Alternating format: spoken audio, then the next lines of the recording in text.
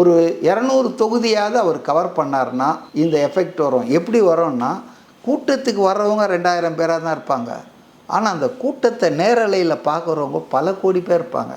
அவர் எழுப்புகிற பிரச்சனைகள், இப்போ ஊழல், பெண்களுக்கு எதிரான குற்றங்கள், தலித் மக்களுக்கு எதிரான ஆணவம். இப்போ விசிகா முக்கிய புள்ளியே சொல்கிறாரா, இந்தியாவிலேயே தலித் மக்களுக்கு எதிரான குற்றங்கள் தமிழ்நாட்டில் தான் அதிகமாக இருக்குதுன்னு. இப்போ இதெல்லாம் யார் மறுக்க முடியும்? 100 நாளைக்கு மேலே தூய்மை பணியாளர் போராட்டம் நடந்துகிட்ருக்கு.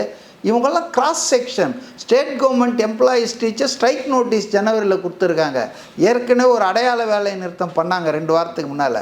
அதனால் எவ்ரி செக்ஷன் இஸ் ரெஸ்ட்லெஸ், ரொம்ப டிஸ்சாட்டிஸ்ஃபைடாக இருக்காங்க.